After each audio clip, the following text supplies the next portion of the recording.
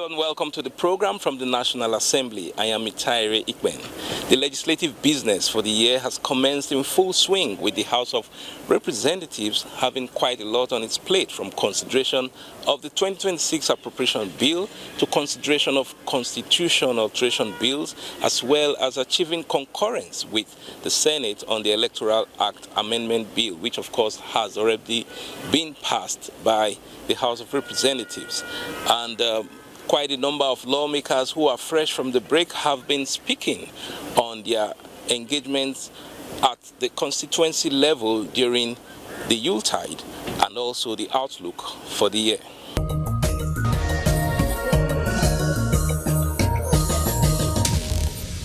One of the major things I did was to be available at the constituency office to see constituents one-on-one and to answer their questions, respond to their concerns. Then we also had group interactions. At the party level, we did a lot of mobilization, especially towards our party's e-registration that is ongoing. And then we also had engagements with community leaderships to enlighten them on the reforms of government and the benefits that are gradually getting down to the grassroots, and the need for patience from our people. Generally, we got their understanding, and we also used the opportunity to carry out oversight over federal establishments in the constituency, particularly the Federal Medical Center in Onya, which I visited a couple of times, and try to know their needs and try to ensure that some things are put in order. And we also had engagements with leaders, traditional rulers, religious leaders, public opinion leaders, with a view of hearing from them. We ended up on a good note, and I'm grateful to God for that. I'm grateful to my people.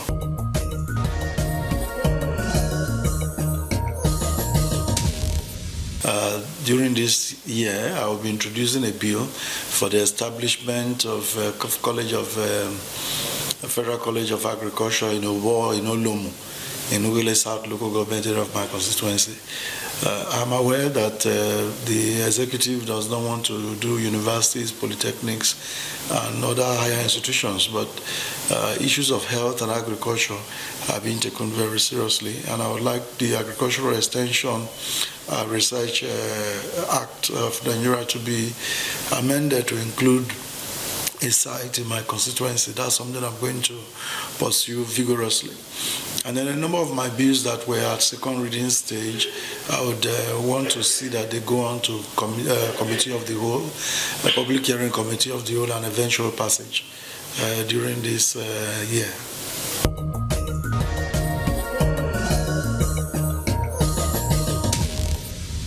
Immediately, what is facing us right now is the 2026 budget.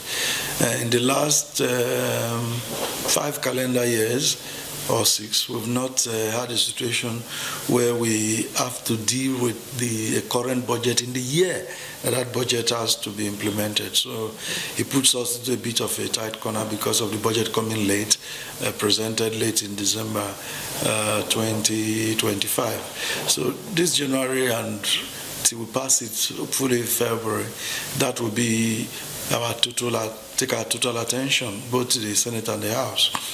That apart, the other major piece of legislation we're looking at is the Electoral Act. We want to see how it can be passed within the first 8 weeks of resumption, such that it can go to Mr. President for assent. There are a number of private member bills and other legislation I will be looking at, but these two are very critical to the country and to our electoral circle, the elections coming up in 2027, which we hope will be better than that of 2023. So these are the things we'll be looking at in this session.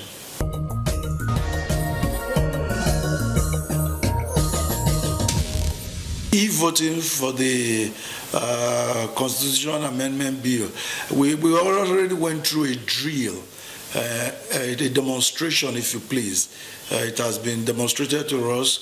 We have had some mock votes in, so it's already in place. It's just for it to be deployed. I think that's what is left. For mechanism is already there, and we already had a mock exercise where we voted and saw it on the screen and all that. So it's already in place. It's just for it to be deployed.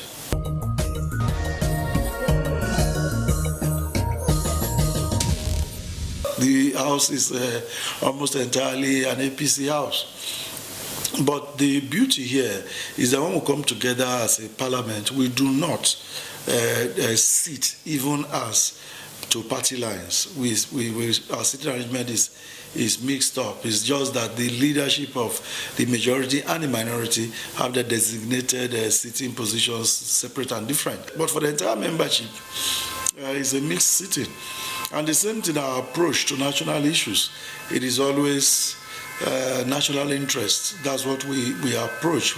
We don't approach issues based on from partisan perspectives. But those who have defected are doing so for political expediency. You don't want to run on the platform of a party, and after doing all it takes to win an election. To win an election is one of the most difficult things any human being can get involved in, anywhere in the world, not talk about in Nigeria. So after you've done all that and you have won, only for the court to declare your platform as being problematic and you lose your victory is very painful. So many people don't want to go through that trauma. It's a lifetime trauma. So many people don't want to go through that. So that's why you see the defection as far as I can think. So the impact on the business of the day, not much. It's still the same people, the same mindset, the same approach to national issues. I don't see it being creating any problem on the floor for activity in plenary or in committees or the leadership and all of that. I don't see any problems arising from it. I expect that people will continue to use their independent minds to look at what is good for Nigeria. Well, the Christmas and New Year vacation was very engaging. We're very busy fraternizing with our constituents, commissioning projects, joining the governor to also commission a lot of projects, because one of the cardinal points of Governor Chuma Soludo's project is for people to partner with the government. They don't leave everything to the government. There were a lot of roads that individuals did with their hard earned money. Of course, Anambra people are very hardworking and very successful business people. I remember joining him to commission what in Ezinifite in my own federal constituency, 4.5 kilometer road built to highest quality by a young, businessman, single-handedly. And of course, we also use the opportunity to attend a lot of Ofara ceremonies, harvest and bazaar in churches. And that's the opportunity we had to fraternize, get close to people that we represent so that we can also hear them. It's also an opportunity for them to tell you their lives, and so that you also know how to, buckle up and ensure that you give them better representation 2026. All right, so as we speak, the Electoral Act amendment, having concurrence with the Senate is pending, the budget 2026 itself is pending, and also the constitution alteration bills. What will be the priority? Well, I think all of them are going to be, taken simultaneously. Of course, before we went on vacation, you see, we had to, did a lot on the constitutional review, state creation, and then of course the constitution. The budgets have already been consolidated. In fact, we've just collected the copies of the budget, and I'm sure that we'll hit the ground running. Lawmakers that we spoke to are complaining about this lack of payment to local contractors, that it affected their own constituency project and all. Didn't that affect people from the southeast? Well, I can't say that it did not affect us, but it depends on the contractors you are using. If a contractor has capacity and he has collected award letters, I don't see why he cannot, move on to site. believing that the federal government will pay. The contractors should know that when there are financial crises, there are financial crises. If anybody is pretending in this country that there was no financial crisis, then that is bad pretense. As Chairman of Finance, I knew quite well that we had financial challenges, and that necessitated all the reforms that is being done. If the government had not done or removed subsidy, we wouldn't be where we are today. By today, the value of our naira would have been useless because we won't be able to fund anything. But today, that reform is yielding the results. It's a question of patience. You understand? What used to happen in those days can no longer happen. So people have to understand that everything has changed. And with time, there will be stabilization. Do you understand? And for us, as National Assembly members, we understand this. And yes, we feel the pain of the contractors, but every step is being taken to ensure that this payment is effective. And very soon, they will get their money. Thank you. Well, it was an opportunity again to do what we call our town hall meetings, where we, of course, we are accountable to the people.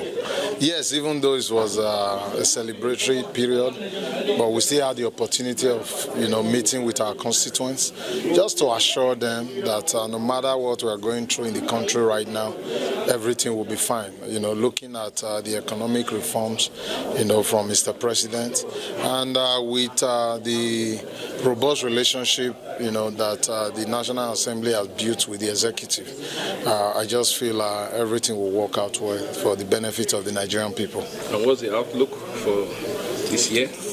Well, I think everything, it looks good. First of all, with the budget of restoration, we are already trying to take care of some of those hurdles, that we passed through last year, trying to running budgets, concurrently, more than one budget. Mr. President has frowned at that, and he has put everything in place to make sure that doesn't happen. So come March, end of March, we're going to make sure the 2025 budget is taken care of so 2026 can start in earnest. So, of course, we are back now. We are considering the 2026 budget already, so all hands must be on deck. I was at home, and we had a series of activities to mark the end of 2025, and it is actually a good thing, and I promise him there's going to be more in 2026. All right, and when you say more in terms of...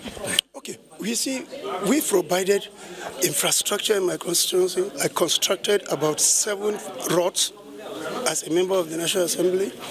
I provided well over 100 hand water pump, so many overhead tanks, solar-powered overhead tanks. We provided scholarship for students.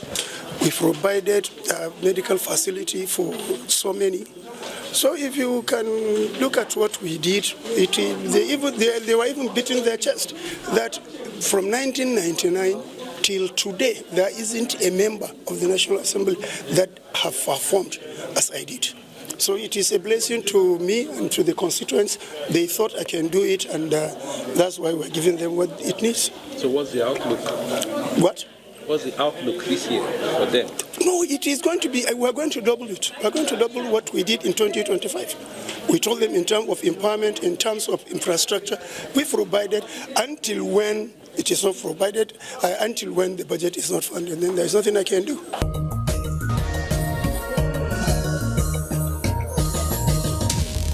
Those were some lawmakers providing insight into the legislative business for the 3rd session of the 10th National Assembly.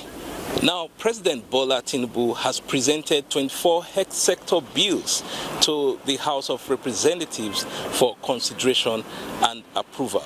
The President has also transmitted the Federal High Court Amendment Bill 2025 and the Court of Appeal Amendment Bill 2026, seeking to increase the number of justices in the 2 courts.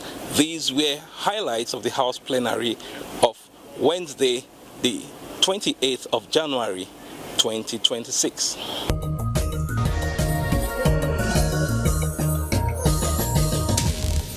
Almighty God, creator and ruler of heaven and earth, we beseech thee to inspire and guide all our counsels and actions, so that I may always walk in the path of justice, love, and charity to one another. Help us with thy grace to do only those things that will promote the unity, peace, happiness, and prosperity of Nigeria.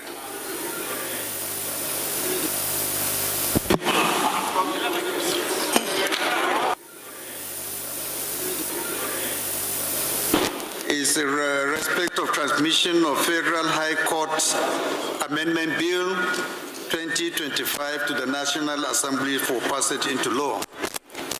The message reads as follows. I'm pleased to transmit to the National Assembly for consideration and passage into law the attached Federal High Court Amendment Bill 2025. The bill seeks the amendment of the Federal High Court Act Cap F12 Laws of the Federation of Nigeria 2004 to increase the statutory number of justices of the Federal High Court from 70 to 90. The House of Representatives is invited to note that Section 1, Subsection 2 of the Federal High Court Act Cap F12 Laws of the Federation of Nigeria 2004 originally provided for a maximum of 50 judges. This number was increased to 70 by its amendment in 2005 and remained the current status strength of the court. It is noteworthy that the court now bears a substantial and expanding responsibility for the prosecution of terrorism-related offenses, transnational organized crimes, and other matters touching directly on national security. The House of Representatives is invited to note that the proposed increase of the Federal High Court justices from 70 to 90 will significantly improve the judge-to ratio, enhance the speed and quality of adjudication, and allow for greater judicial specialization in technically demanding areas such as terrorism, financial crimes, taxation, intellectual property, maritime law, and election-related litigations. In view of the foregoing, I hereby present the Federal High Court Amendment Bill 2025 and trust that the House of Representatives will consider the passage of the bill expeditiously. Please accept, distinguished Right Honorable Speaker, the assurances of my consideration and personal regards. Signed, Bola Ahmed Tinubu. The next correspondence is dated as well on 23rd January 2026, addressed to the Speaker by His Excellency, the President and Commander-in-Chief of the Armed Forces of the Federal Republic of Nigeria. And the message is in respect of transmission of Court of Appeal Amendment Bill 2026 to the National Assembly for passage into law. And the content of the letter reads as follows. I'm pleased to transmit to the House of Representatives for legislative action the attached Court of Appeal Amendment Bill 2026. The bill seeks to amend the Court of Appeal Act, Cap C36, Laws of the Federation of Nigeria 2004, to strengthen the institutional capacity, efficiency, and effectiveness of the Court of Appeal in line with the constitutional provisions and contemporary justice sector realities. The major amendment proposed in the bill include the following. A, increase in the number of justices of the Court of Appeal. The bill seeks to increase the number of justices of the Court of Appeal, including the President of the Court, from 70 to 110. B, clarification of judicial structure and seniority. The bill seeks to restructure provisions relating to the composition, precedence, and ranking of justices of the Court of Appeal, including the ranking of the President of the Court and the determination of seniority among justices. C, modernization through the introduction of virtual court proceedings. The bill provides for the conduct of proceedings of the Court of Appeal through electronic and audiovisual means. D, establishment of alternative dispute resolution center. The bill seeks to establish an alternative dispute resolution center within the Court of Appeal to which appellate matters may be referred for settlement. It further empowers the President of the Court of Appeal to issue regulations and practice directions for its effective operation. E, enhancement of appellate procedures and court operations. The bill seeks to introduce several procedural and administrative amendments to improve operation. Honorable Julius Akinyede Awodumila, who served as a member of the House of Representatives from 2015 to 2019. Honorable Awodumila died on Monday, 12 January 2026 at his residence in Ode, Ekiti State. He was 83 years. Hello and welcome to NTA's live telecast of proceedings from the National Assembly. We're reaching you live from the lobby of the House of Representatives, where Speaker of the House, Tajuddin Abbas, is presiding over the day's plenary. I am Mitaire Ikben, and on behalf of our outside broadcast crew, we thank you for joining us for this live telecast. The House of Representatives has commenced the legislative business in full swing after the Yuletide holidays, and the House has indicated that what is top priority for them is to consider the 2026 appropriation bill of 58.47 trillion naira, which was laid before a joint session of the National Assembly recalled on December 19th, 2025 by President Bola Ahmed Tinubu. The House of Representatives has already indicated that it will commence debate on the general principles of the 2026 appropriation bill, which is likely to take place today. At this point in time, we just ask you to sit back and follow the day's plenary as Speaker Tajuddin Abbas sets the tone for the business of the day.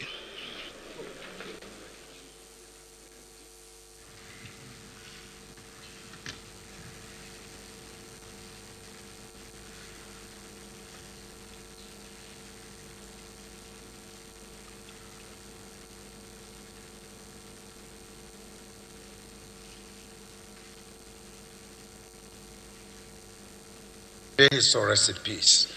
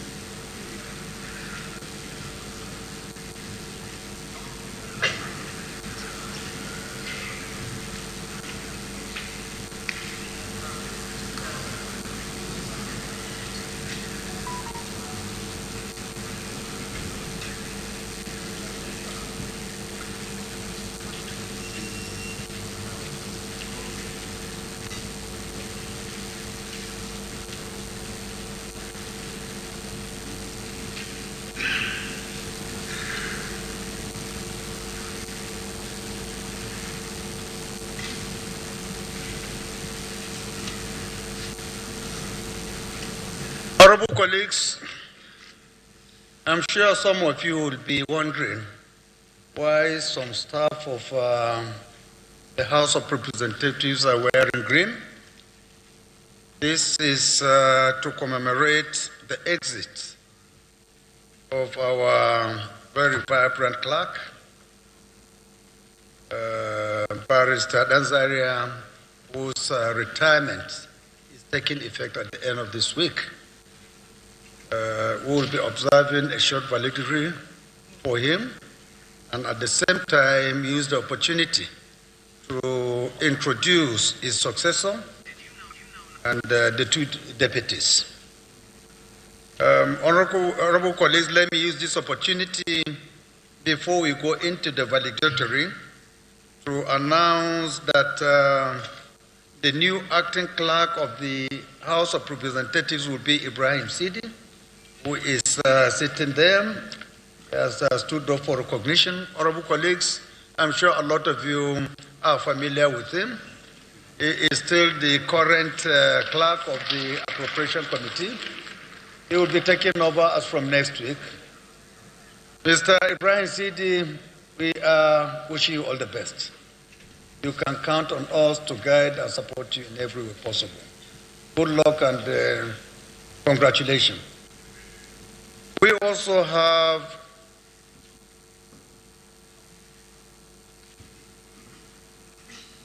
Mr. Isiaq Abdulwahab Sadiq, who will be the acting deputy clerk of the House Legislative. Mr. Isiaq, congratulations, and you're welcome to the House. Congratulations. We have Mr. Dauda Abula Mabukar, who will be the Deputy Clerk Administration, who is also here with us. Mr. Bulama, congratulations. Wish you all the best. Even though you have spent a greater part of your career in the Senate, House is something new to you. I'm sure you will put on record that this is the best part of your career, because this is where legislature is at its best. Thank you and congratulations. Honorable colleagues, with your kind permission, I would want to read the short address to honor our outgoing clerk of the House, Dr. Yahya H. Danzaria Esquire. Today, the House gathers in solemn recognition of service.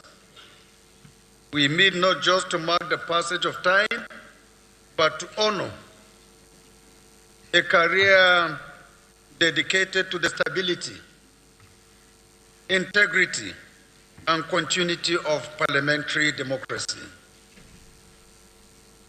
This valedictory session celebrates the tenure of the outgoing clerk of the House of Representatives, Dr. Yahya H. Danzaria.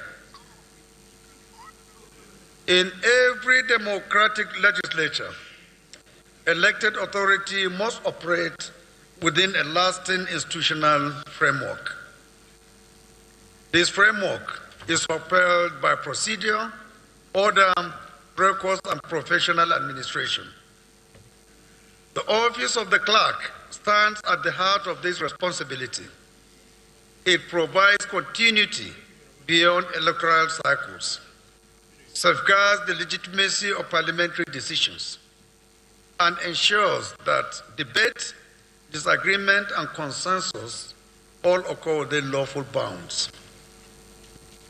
Dr. Danzaria served in this sensitive office with clarity, discipline, and restraint. His career within the National Assembly reflects steady progress built on competence and learning. Trained in law and further grounded in public administration and policy analysis, he combined legal precision with administrative insight in parliamentary work. He understood that procedure is not ceremonial, it is functional. It exists to protect minority rights, preserve order, and ensure that decisions of the House can withstand legal and constitutional scrutiny. Among his most important institutional contributions was his role in supporting the formulation and implementation of the legislative agenda of the 10th House of Representatives. Dr. Danzaria also played a key role in revising the standing orders of the House. In the routine but essential work of plenary administration, his insistence on the timely preparation and circulation of notice papers improved legislative planning. Beyond institutional frameworks, Dr. Danzaria exhibited exceptional professionalism. His calm temperament defined his service. He remained composed under pressure. He was not easily angered.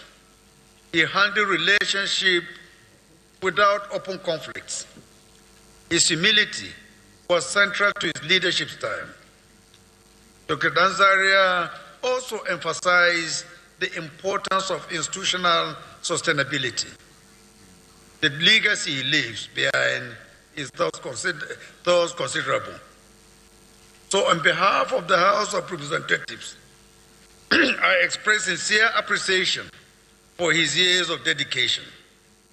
We wish him good health and fulfillment in retirement. God bless him. God bless the House of Representatives. God bless the Federal Republic of Nigeria. Honorable colleagues, can we give him a standing ovation?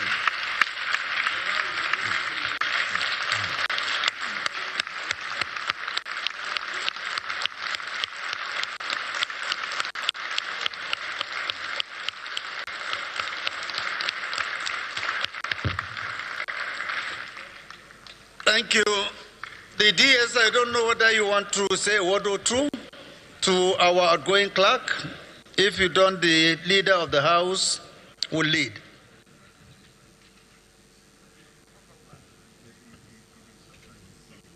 Thank you, Mr. Speaker.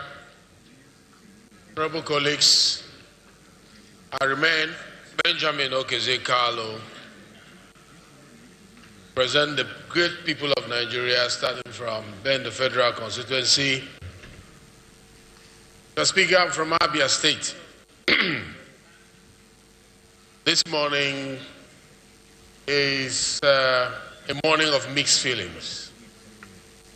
Mixed feelings because a man we consider young enough to keep serving started very early, has paid his dues to the Federal Republic of Nigeria. We wish this young man had more time to keep serving. But we are happy that he served meritoriously, satisfactorily, efficiently, well.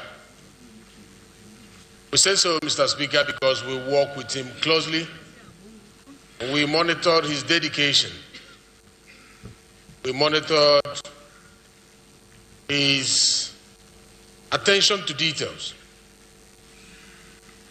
His humility was infectious.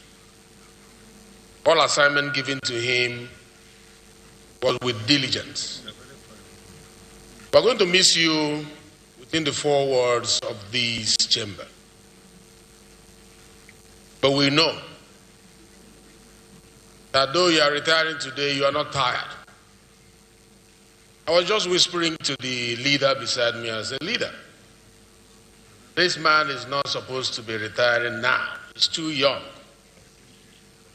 The leader said, "Yes, but he started serving early." It is the duty of this nation to leverage the resources that is found in you, which the nation also has helped to prepare you, serving institutions like this. Go back to your village now and start tapping wine. It's not what we expect from the resources we have poured into you. So there must be a way where people like you will be engaged to keep serving institutions like us, so that the investment we have made so far will not be a waste. And it's a call for people to decide what they want to do early in life and embrace it. You did that. You walked that path. And today, you've reached the destination with pride. The message to young people is, don't sit on the fence. You want to be in the public service? Join early. And when you join, make sure that your track record is clean. We are proud for the services you have rendered to us. And we look forward, both as members of this parliament and as citizens of Nigeria, to see you again in another role, discharging with this your attitude of not looking at tongues and tribe and religion. You have been very unbiased the way you approach our issues. Managing 360 constituencies, making sure we are well documented, and everybody's opinion was captured. It's not an easy job to do. Thank you, our clerk. Thank you very much. And we look forward to shaking hands again when we say congratulations for the new role that I know this nation will assign to you. Thank you and God bless you. House Leader. Mr. Speaker, I will just add a footnote to what my brother DS has said.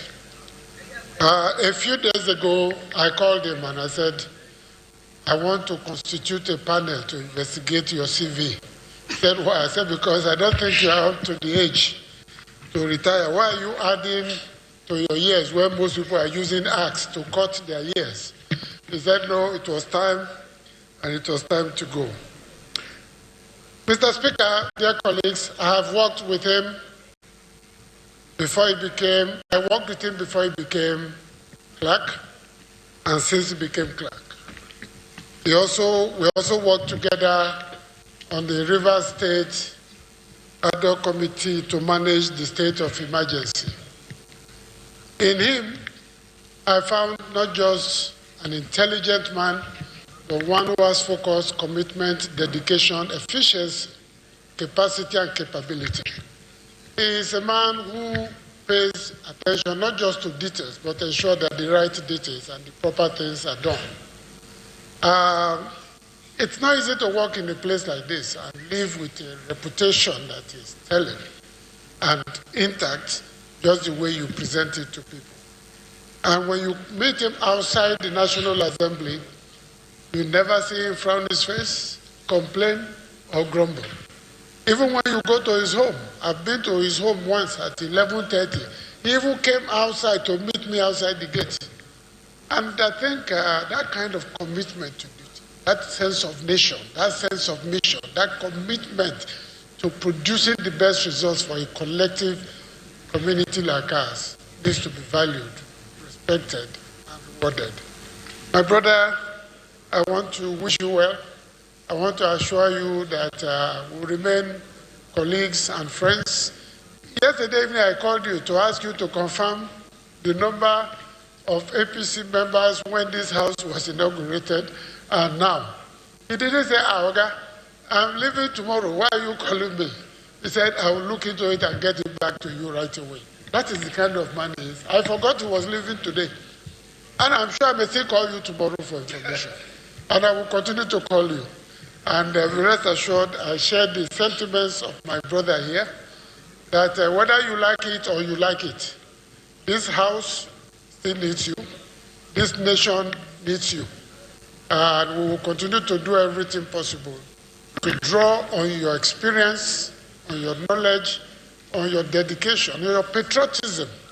I've never seen you look at left, right, and say, oh, this man is from my state, is from the north, is from the south. That's the kind of Nigerian we need. Whatever it is that has built this sense of nation in you, continue to keep it going. May God bless you. May God open new paths for you. And may you continue to shine. And may good things come your way now and always. Thank you for serving us. Thank you for being a good Nigerian. I wish you all the very best as you move on. Thanks. Thank you, Prof. The Minority Whip to speak on behalf of the minority caucus. Thank you, Mr. Speaker. My very respected, honorable colleague, I remain Ali Issa JC, PhD, representing Balanga Biliri Federal Constituency in Gombe State. Mr. Speaker, today, just like my leader, the Deputy Speaker, has said, it's not a day of celebration.